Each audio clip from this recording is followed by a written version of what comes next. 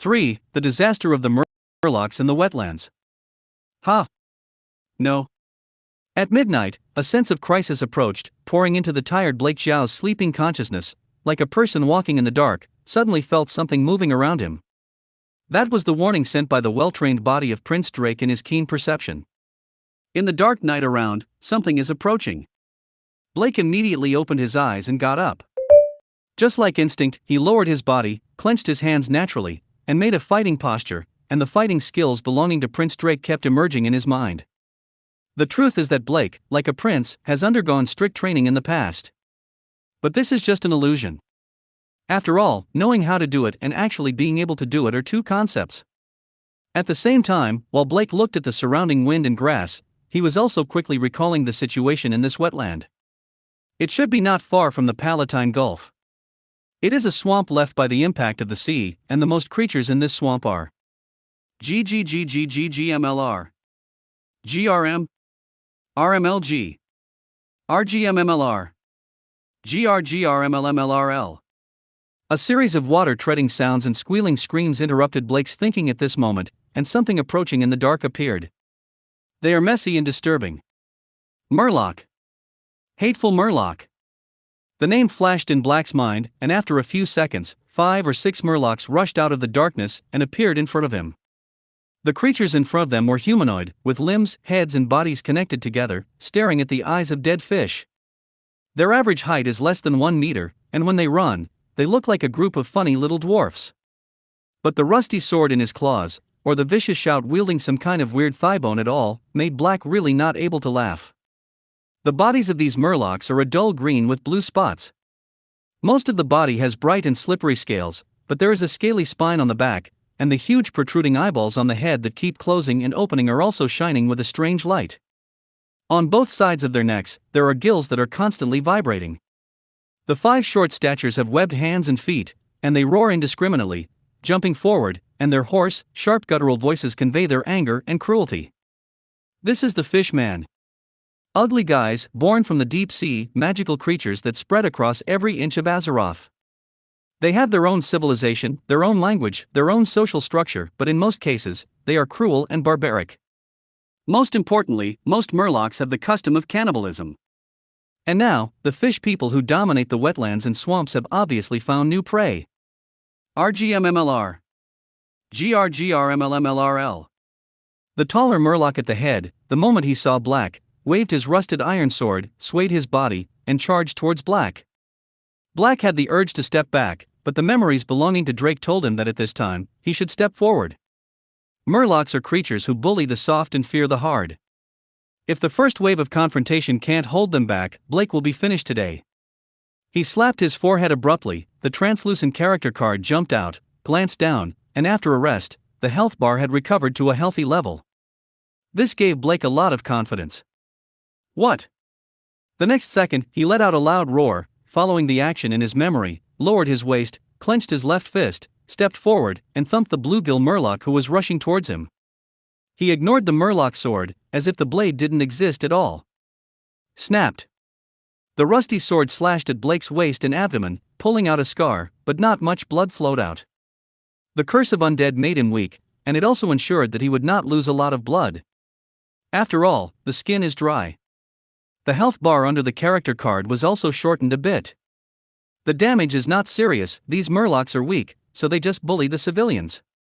The biggest threat to a warrior is their disgusting and ugly faces, like a mental shock, which will make the warriors lose the idea of eating. Boom. At the same time that the Murloc's sword hit Blake, his fist also hit the Murloc's smooth head. This punch is not ordinary. It comes from the special fighting skills that the Kul Tirans have been training in the sea since they were young and accompanied by ships. The Fist of the Tides. The force was heavy, and he punched the Murloc's raised eyeball with a punch. For the first time in the fight, Blake didn't know how to keep his strength, but it made the punch even more destructive. It's like a soft tomato that was smashed by a punch. In the Murloc's screams, the green stench of blood spurted out like a waterfall. Blake's fist punched into its eye socket, and the Murloc jumped up and down in pain. Blake grabbed the rusty iron sword from its claws. Following the feeling, he waved his hand back. Puff. A slippery head was lifted into Blake's hands just like that. It's not too difficult. He thought so in his heart, and when he saw that the leading Murloc had his head cut off by a sword, the charge of the remaining Murlocs was like hitting a wall in unison. They don't scream anymore. They were frightened. Black also stopped in place. He savored the smooth movement of swinging the sword just now, and learned the way the prince swings the sword in his memory. He turned his wrist, and let the rusty sword in his hand make a sound of wind. The blade droops, and the left hand makes a fist. This is the Kul Tira's military swordsmanship starting move. The most important thing is that when the Murloc was beheaded to death, an inaudible scorching heat flowed into his body along the weapon, so subtle that it was almost incomprehensible. But it did make Blake feel the weakness of the curse eased. It's like growing up. Do not. It is experience. It is the experience gained after killing monsters. Exactly. Surely so. Ha ha ha. At this moment, Blake seemed to have picked up $5 million that fell from the sky, and let out a hearty laugh. In his heart, he strayed into a different world, and the anxiety that stemmed from being unable to control his destiny was completely eliminated at this moment. He took another look at the Murloc head he was holding in his hand, and threw it casually. The slippery thing was like a ball, hitting the feet of the remaining Murlocs. The dead fish eyes of the companions exuded a strange light, staring at them, scaring the timid guys back.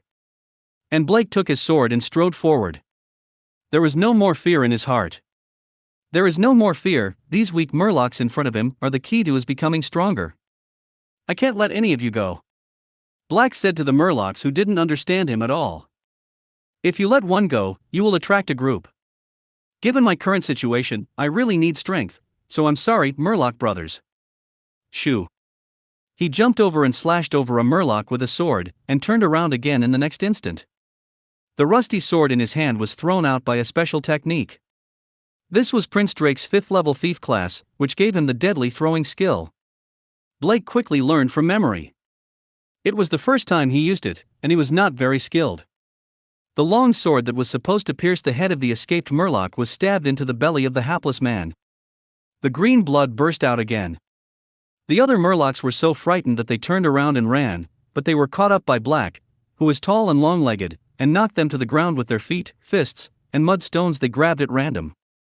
It's just a Murloc, any well-trained human soldier can easily kill a group, provided they don't gather too many companions.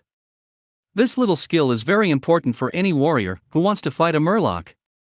Well, 6 or 7 Murlocs were slaughtered, and the scorching power was absorbed into his body, causing Blake Shaw to groan comfortably. He grabbed an old machete left by the Murlocs. He grabbed the rusted sword in his right hand again. Under the dark night, he hummed a folk song in Drake's memory, recalling the skills of those thieves, and tiptoed forward in the mud. Perhaps it was because of the shadow affinity talent that he was cursed to acquire, so that Black would only make an inaudible sound when he walked in the quagmire. After a few minutes of practice, he became familiar with this silent mode, and even found a hint of the sneaking feeling of an assassin in the game. In the distance in front of him, he had already seen a Murloc village. That was his next goal. Now that you have experience in killing monsters, I just don't know if it will explode with equipment? And with the experience gained from killing fish, how should I allocate it to my 3 classes? And the continuous promotion of rank, will it bring skills to myself? Will you learn to kill the feast in the future? Will you learn to descend from the gods? TSK TSK. Happiness comes so suddenly, I really look forward to it. A few minutes later, at the edge of the Murloc village, Black, armed with 2 rusted weapons, dashed out and slashed with both knives while the Murlocs were disturbed. There are no rules. But the effect of a few slashes was very good, and it was a sneak attack. At the moment of the battle, the group of wet guys was cut down 3 times by Black, taking advantage of their height. The stench of green blood was scattered everywhere, and the remaining Murlocs screamed and scattered, but they were caught up by Blake and hacked to death one by one. That brave gesture is really like the resurrection of a prince. However, if his opponent were changed from Murlocs to orcs, it might be a little more honorable. But that's nothing. These bluegill Murlocs are not a good thing either. They are entrenched in the swamps of the Palatine Gulf. Before the orcs invaded, they were the biggest disaster in this wetland. Countless travelers and caravans have been killed and robbed by them, and now Blake slaughtered them, which is barely a just act. Whizzing. The rusty knives and swords were thrown left and right by him with a deadly throwing technique. They were more skilled than before, like flying knives flying out and pinning the two fleeing murlocs to the ground. Blake shook off the green blood in his hand and made a clenched fist to celebrate his victory in the first battle.